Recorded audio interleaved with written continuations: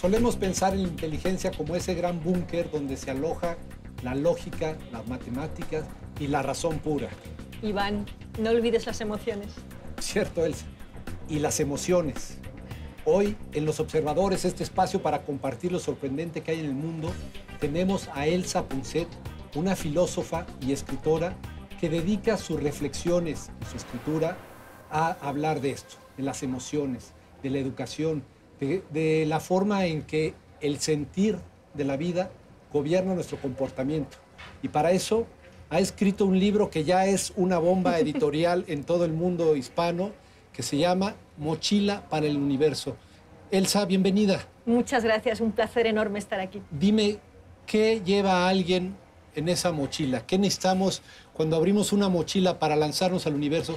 ¿Qué ponemos adentro de ella? Yo creo que hay que llevar mucho menos de lo que solemos cargar, ¿no? Y básicamente creo que no hay que olvidar que nacemos con una gran capacidad para el amor, para el vínculo con los demás y para la curiosidad, para salir al mundo, explorar, crear. Y con eso nacemos y, sin embargo, eso baja muy rápidamente a medida que crecemos y sube el miedo.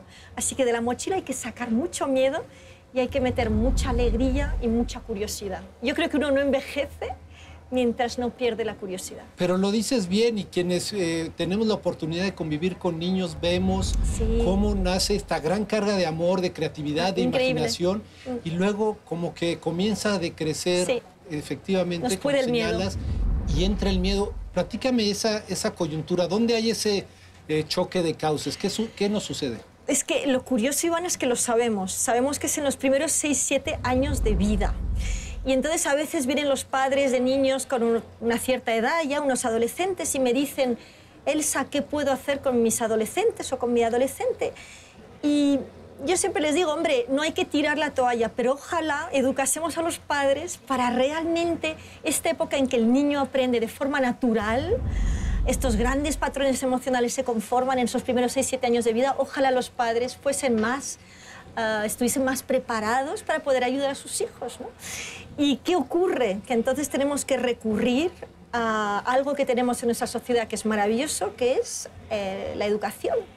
Y la educación es realmente la gran oportunidad que tienen los niños, que a lo mejor no tienen tanta suerte en su casa, que puede tener padres que les quieren mucho, pero que, bueno, pues a lo mejor hay algunas pinceladas que no dan bien. En las escuelas, y por eso yo trabajo mucho en las escuelas podríamos realmente ayudar a estos niños a tener los mimbres, las competencias, las actitudes que les van a servir para realmente funcionar bien en el mundo. Y todo parece de pronto venir en otra confusión, así como creíamos que la inteligencia era esa parte lógica y dura. Claro.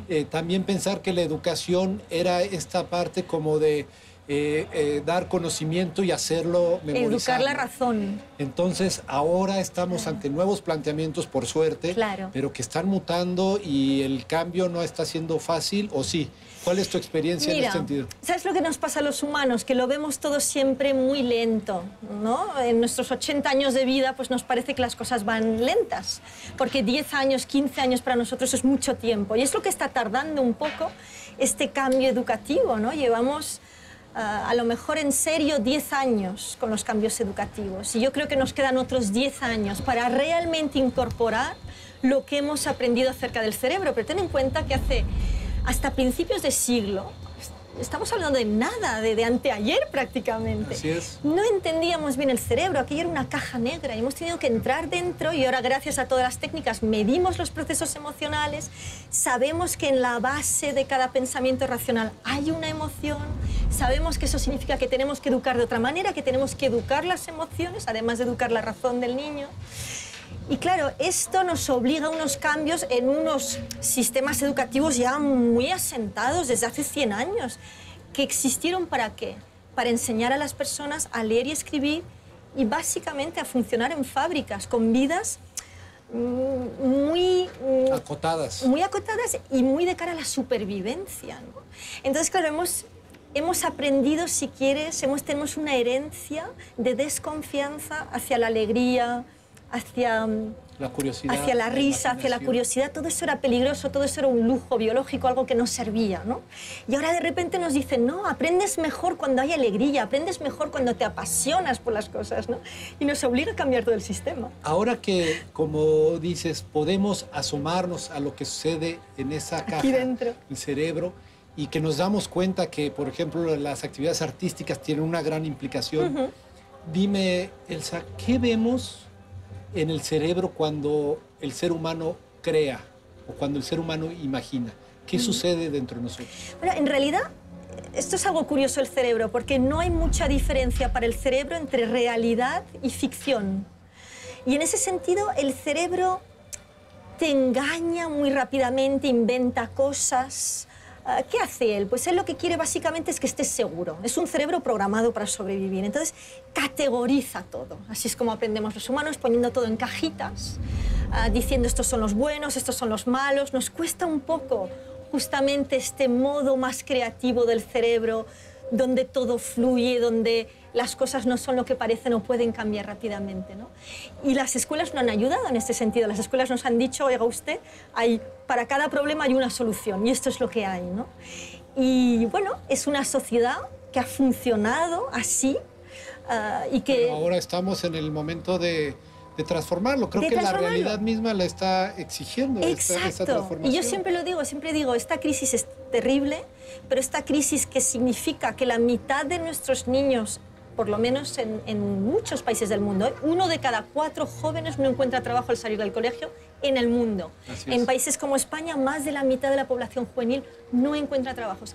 ¿Y qué están diciendo las personas que podrían ofrecer trabajos? Que no les estamos enseñando en las escuelas las nuevas competencias, relacionarse con los demás, la creatividad, todo lo que se les está pidiendo ahora a los chavales, no lo estamos enseñando en las escuelas. Y ciertamente dices bien, hoy las empresas y la gente que ofrece trabajos exige estas competencias, que haya absolutamente, imaginación, la toma de decisiones, exactamente. La resolución de conflictos, todo esto, todo lo que llamamos habilidades transferibles, ¿no?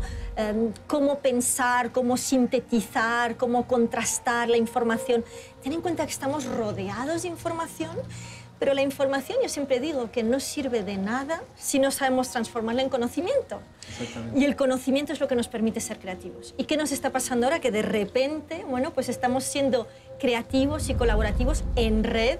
Se está, bueno, disparando la creatividad de los niños, pero necesitan herramientas para saber moverse en este mundo tan distinto, ¿no? Hace 15 años no tenía nada que ver. Pero además hay buenas noticias, porque la gente que nos está escuchando a lo mejor está pensando, si yo ya tengo 20, 25, 30 años y transformé y no crecí bajo esa educación, tendría que sentirse desilusionado, Iván, pero no, porque también... sabemos cosas del cerebro nuevas. Es alucinante, porque realmente eso es lo que pensábamos antes. De alguna forma, a los 20 años, aunque no te morías, te enterraban. Eras lo que eras, ¿no? Y parecía que de los 20 años en adelante todo para abajo, una decadencia. Bueno, pues ahora hemos visto algo que durante décadas nos han dicho: el cerebro no cambia, el cerebro es lo que es y a partir de los 18 para abajo. Bueno, pues ahora nos hablan de la plasticidad cerebral. Sabemos que tenemos este cerebro que realmente es un cóctel químico y eléctrico, y este cóctel químico eléctrico aprende de forma automática en la infancia, por eso es muy bueno aprender automáticamente en la escuela, que nos llegan en las casas. Y en la infancia cuando está en desarrollo, hay que decirlo, ¿no? En desarrollo, pero luego puedes aprender y desaprender. La diferencia es que tienes que hacerlo de forma consciente. Tienes que aprender a trabajar la mente como en el siglo pasado aprendimos a trabajar el cuerpo.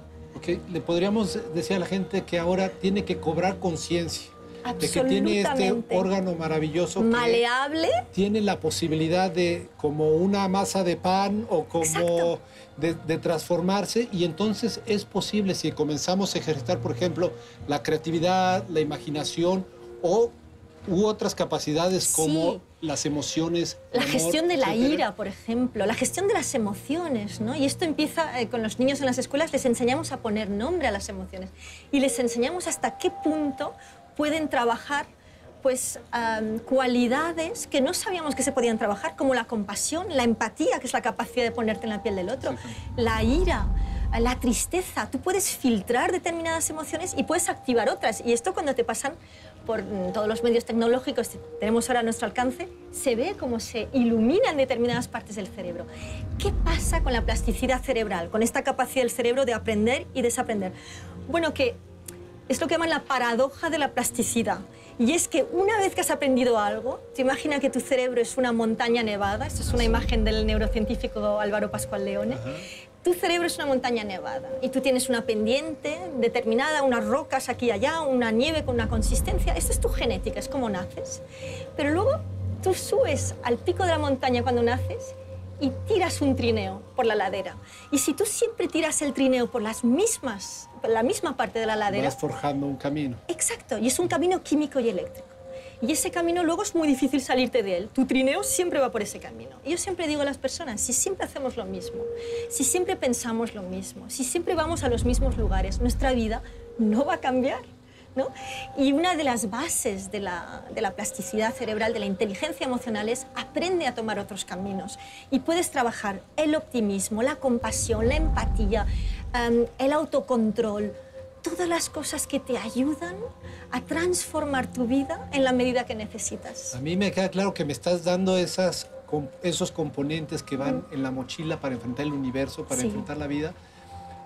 Pero quisiera que la gente también se llevara muy bien la idea, sacar el miedo, perder el miedo. ¿Pero sabes de dónde viene el miedo, Iván? Dímelo. El miedo, hay un libro de Robert Sapolsky muy divertido que se llama ¿Por qué las cebras no tienen úlceras? ¿No? Y él estuvo estudiando las cebras y estuvo viendo que las cebras, cuando les caza la leona, tienen miedo en ese momento. Y el miedo, tú sabes que te afecta físicamente, es un desgaste enorme. Y una descarga adrenalítica. Exacto, que realmente afecta a todos tus órganos, no es solo un desgaste emocional, digamos. Y esto hay que saberlo, que el miedo te envejece, te desgasta y te enferma. Bueno, pues lo que vio Sapolsky es que cuando la leona desaparece, las cebras se quedan tan tranquilas. ¿Por qué? Porque tienen un cerebro más como los niños humanos. Un cerebro que no tienen una gran corteza cerebral, no ven mucho hacia adelante ni hacia atrás, ni recuerdan mucho, ni prevén mucho. ¿Qué nos pasa a los humanos adultos, a los adultos? Pues que tenemos esta corteza cerebral muy desarrollada y que nos preocupamos todo el rato. Y nuestro cerebro, programado para sobrevivir, imagina peligros. Pero ¿qué sabemos ahora? Que cuando imaginas un peligro, lo que temes te desgasta prácticamente tanto como si te ocurriese en realidad. Y eso es tremendo, ¿no? Pero por otra parte, es bonito saberlo porque puedes hacer algo, puedes gestionarlo, ¿no? Y uno de los trucos, digamos, es vuelve a entrenarte en positivo para ser más como un niño, para vivir el presente. Estamos viendo la importancia, ¿no?, de lo que llamamos mindfulness, de la atención plena, de vivir en el presente, de no dejar que tu mente te vuelva loco. Me encanta lo que dices, entrenarse para volver a ser un niño.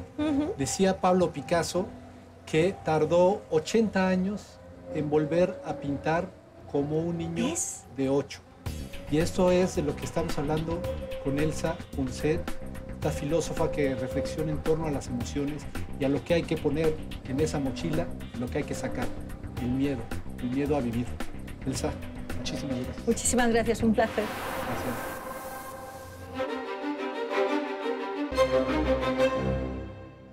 Es un placer tener que presentarles a Eugenio Sosa, él, miembro del Grupo Clarín, sin lugar a dudas una de las empresas de radiodifusión de comunicación más importantes de Argentina. Muchas gracias y un gusto, tener la posibilidad de hablar contigo un rato. Sí, Eugenio, platícanos, ¿cuál es el momento que tiene que enfrentar hoy por hoy Grupo Clarín allá en Argentina? Bueno, la verdad que la nuestra es una historia y una situación muy difícil que venimos atravesando hace más de 5 años. Se trata de un enfrentamiento abierto con el gobierno nacional, un enfrentamiento no deseado porque nuestra vocación es la de un medio de comunicación, pero que nos hemos visto involucrados en esta situación porque el gobierno ha decidido avanzar sobre los medios privados independientes de nuestro país. Y como el Grupo Clarín es el más representativo, el que concita las mayores audiencias, esta gesta o esta lucha le han puesto nombre propio y ese es el nombre del Grupo Clarín. ¿Qué es lo que le incomoda al gobierno nacional del Grupo Clarín? Lo que le incomoda a todos los gobiernos, digamos que en definitiva no no quieren aceptar la sana crítica y el rol que cumplen los medios en una sociedad moderna. Muchas gracias, Eugenio Sosa, representante del Grupo Clarín.